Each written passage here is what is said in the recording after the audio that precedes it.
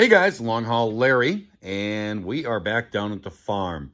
I've actually been up to my house in the UP, had to take care of some things because wintertime is coming real fast. And I had to run up there and take care of a few things up there, but I'm back down here. I have gotten word on the motor, and the motor is able to take standard size pistons. Everything is good. Everything checks out on it. We're waiting for some things on the heads. They're supposed to be checking that for cracks and everything, but I think it's gonna be fine.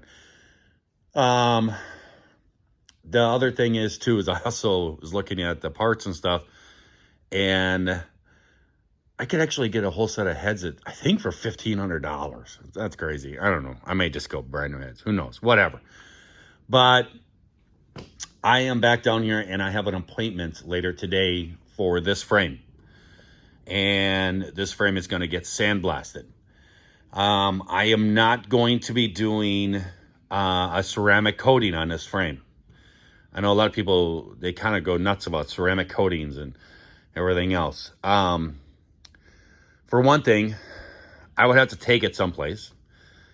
Yes, you could go to like Harbor Freight and you can get a ceramic coating gun and all this stuff, and you could try to do it. That's not the aspect. That's not the problem with it.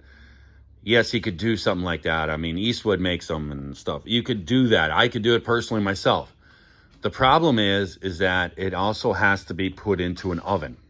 After you spray that stuff on, it has to be put into an oven. And I think it's like 400 degrees or 500 degrees, something like that, that the ceramic coating has to be baked on. And if it isn't done right, it just comes off. Well, I don't know. I don't have an oven this big to hold this big truck frame. And I don't know of anybody. I think there's a place over in Sheboygan and stuff. I think that there's also a place in a welding company in Fond du Lac. I saw that they have a ceramic coating division. They might be able to do it too. But I'm going to be really honest with you. I don't think it needs it. I'm actually going to be using a special paint. And it's a Pour 15. It's made by them. And it's a rust inhibitor. So after sandblasted, I'm gonna clean it, and I'm going to paint it with a rust inhibitor. And then they have a special paint just for chassis. And they say if you use the rust inhibitor and put the chassis paint on, that it will seal it forever, and it'll never rust and stuff. And it's made to be on a frame and to be flexing and stuff like that. I've actually have heard of people doing chassis and stuff like that and ceramic coating them, and then having issues with the ceramic coating coming off. And that's usually because it wasn't done quite right, and it's not clean enough. It doesn't go down to the bare metal enough and everything else and all this stuff. You have to have it just perfect. And I'm never going to get this frame perfect. I'm never going to get it completely down to bare metal, not anything underneath it. It's never going to be doing it. And maybe I could hire somebody, but it would cost a fortune. And this other stuff works really good. I actually painted over the top of this up here with some Pour 15. I was putting it on some rust spots on my body and stuff that were starting to happen. And I just had a little can and I did that. And then I took the paintbrush and painted over top of the rust on this part of the frame. And I didn't do it well or nothing, but it actually ate right into it, and it stopped the rusting and everything. So I think it's some pretty good stuff, and that's what I'm going to end up doing. But what the job is today is I got an appointment over there to do this, and I've talked to him. I'm a little late on getting there. Had some issues getting back down here and stuff, but I got down here a little bit late. But what I got to do is I got to get the drive line out. I have to get the fuel tank out. I have to get all these guards out. I have to get the exhaust system out. All the wire harness that runs down the whole frame. I have to get all that, all the fuel lines, the brake lines, all this stuff has to come out. And then I have to kind of make up a hitch or something that I can hook this up to behind a vehicle. And then I could tow it down there. Well, guys, we've gotten this stripped down, but I don't know if you can hear over my heater running. But it is raining like crazy. It's taken pretty much a day to strip it all down. The sun has just gone down. I actually had to run to town, but I what I was looking at is I got to get this to the Sandblaster guy. It's only like 4 miles or so, some backcountry roads, but try to figure out how to get it there. And I thought, excuse me, I just got done eating. One thing I thought about is getting like a U-Haul trailer, one of those single axle U-Hauls. You put them up on the front tires up on them, and you drag the cars that way. Thought about doing that, but I measured it. The wheels will fit on one of those. The width of the wheels will fit on one of those. But the problem is that the hubs stick out like this, and these bolts stick out. And I measured from the outside of there to outside, and those won't fit. Those will hit the fenders on those things. So I can't use one of those. And I went over and talked to the Sandblaster guy, and I'm like, hey, buddy, I'm trying to get it here because I had an appointment today, and it's been raining all day long. So he can't sandblast it when it's raining anyways because it's outside. He does this outside. And, I mean, the sand would just get all the moisture and it would just plug up. So I got it all ready. I got everything off. The frame rails are completely cleared. All the wire harness is all right there. Wire harness, the fuel lines, the brake lines, all that stuff. And all that's going to be replaced. The fuel lines actually are not. I was looking at them. They are perfect. They almost look like they're new. I don't know when they were replaced, but they look new. And so I won't be replacing those. But the brake lines will be all replaced. But I got everything off. And I went and talked to him about it. And he was saying something about a tow truck guy that he knows could probably come and get it, go drop it off, blah, blah, blah. And I ran an idea past him. And my idea is to take one of these. It's a 2-inch bolt. And basically put it up here and put a couple pieces of angle iron welded back to make a hitch out of this, out of the front. And attach it to the front of the truck and have this attached on the back of my little Jeep thing that I run around with. And I could just pull it up there. And I said, you think the steering would stay and just follow the car? He said, yeah, it would. He said, I do that all the time around here when I pull around vehicles and stuff. He says, I'll have the steering unhooked like that. And he says, I just grab it with my forklift on the front. I just pull it along. And he says, it's the tire steer. He says, that would work. So that's what I'm going to do now. Well, there we go. It's got a simple hitch hooked up. Got that there hooked up. It moves up and down about an inch or so in either direction. So it has flex to it. And very simple. I'll put a safety chain to the hitch on the truck and then tie it to the truck back here frame too. Just to make sure, but just a very simple thing. It'll just pull it down the road and it should steer itself. I told him not to worry about the leaf springs. And also, I told him not to worry about the uprights out here. I'm going to be replacing those and the steering components. But he kind of hit everything, but, but he has hit everything on this. He did an awesome job. The guy spent 5 hours sandblasting this thing.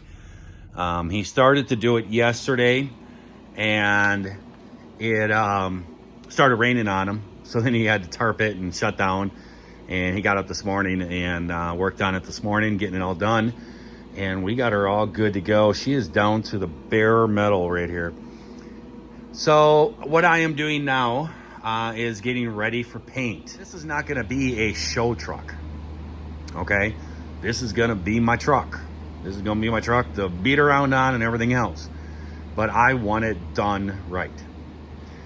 And so what I'm going to be doing is I'm cleaning up. I'm kind of going over a couple spots that were a little bit missed with. I've been blowing sand out of every little crevice and everything, cleaning up every little spot that I could find and everything. And I got my orbital sander sitting there, and I've been messing around with stuff and blowing all this sand out, getting it all clean. And then I'm going to be wiping it down with acetone. I'm going to wipe the whole thing down with acetone so it's a completely clean surface. And then I'm going to be spraying this with a paint that is called POR 15. It is a special paint that is a rust inhibitor. And what it's actually made for is to paint over rusted parts. You can actually paint it right onto that that leaf spring, and I've used this on my truck where I've had a couple rust spots start, and I will put this on there, dab it on there. It has stopped the rust. It eats into the rust, into the metal, and it stops the rust. So what I'm going to do is I'm going to paint this chassis entirely with it being clean like this. And yes, there's some little bit of rust into some of the pits and stuff like that of the metal.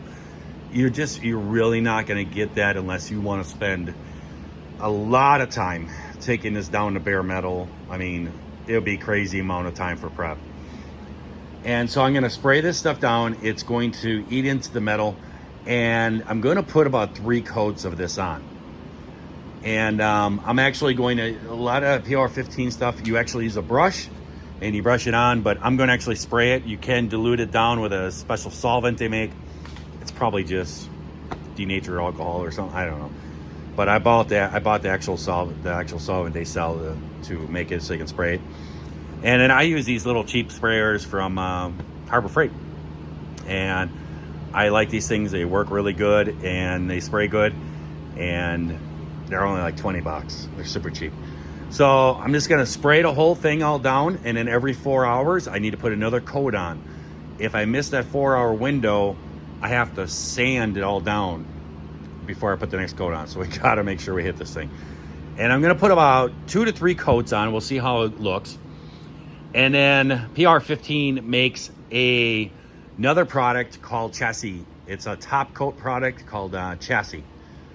And you put that over the top of it, or the top of the rust inhibitor, and that makes a everlasting bond. And they basically guarantee it will never rust.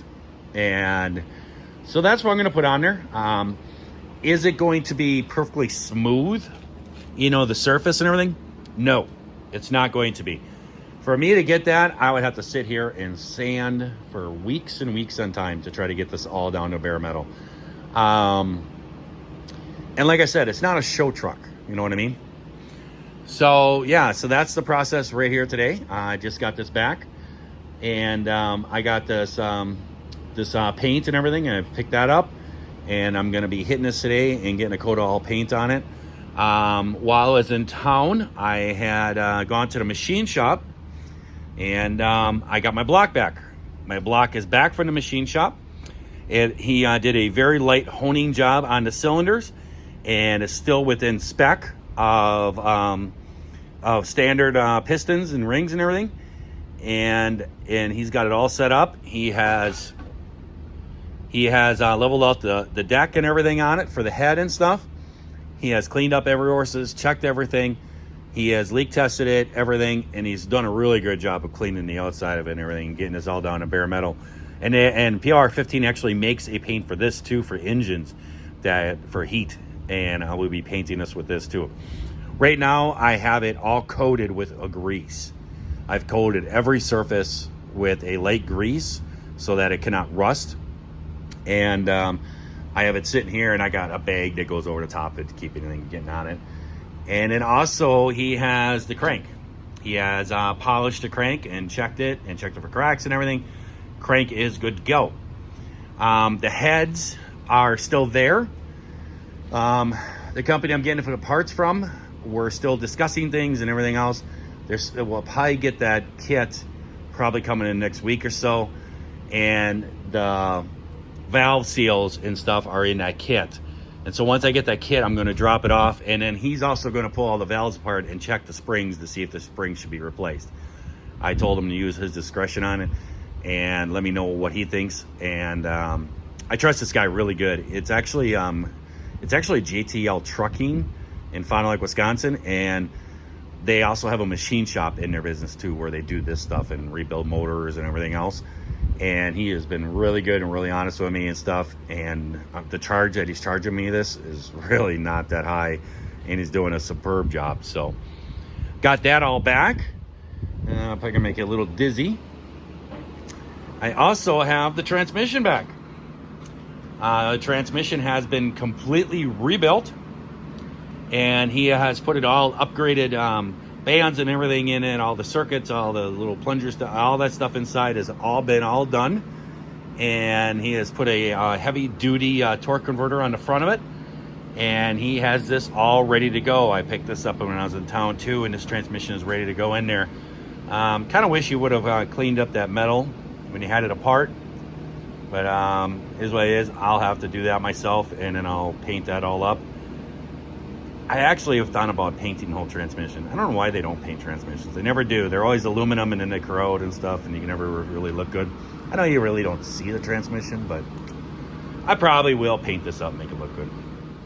All right, guys, it's time to start this paint job. I'm going to tell you right now, wear gloves, cover up your arms and stuff. I see I got a little gap there. I got to fix that.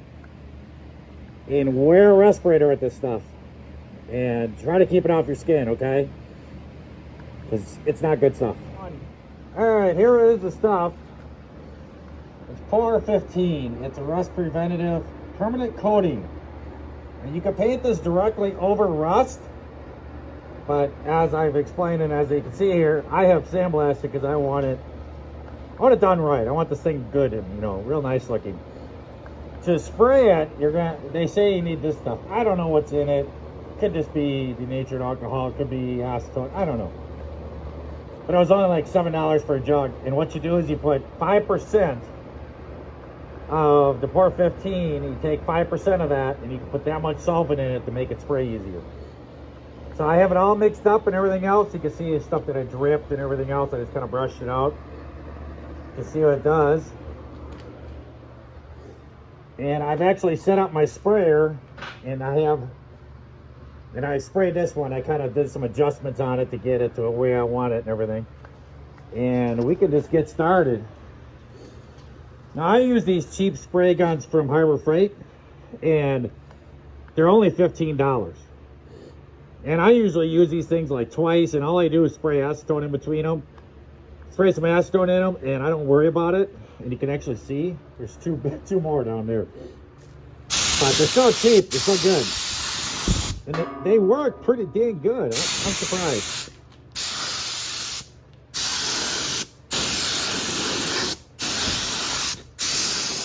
Alrighty, guys, we got 2 coats on here now, and I have just enough to do another coat.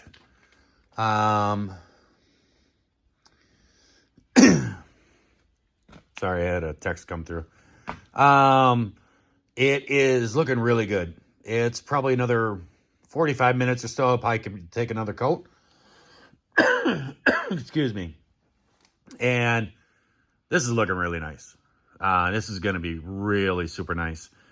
Going from this way because the light makes a big glare. But I have gone up underneath there with the creeper and made sure everything up underneath with a flashlight, made sure everything was all hit underneath and everything. But she's coming out pretty good, guys. This thing is going to look really nice. And, I mean, it's going to last forever. So, yeah, that stuff, it is nasty, though. I'm actually having a little hard time breathing. I got a bunch of the chemicals, breathed them in. I had a brand new mask, and I had an older mask, but I thought I'm going to get a new one because that one's been sitting around for a few years. And so I got a brand new mask, and I don't know, it just doesn't mold in my face the greatest. And when I was sucking it in and stuff, I could taste it and everything.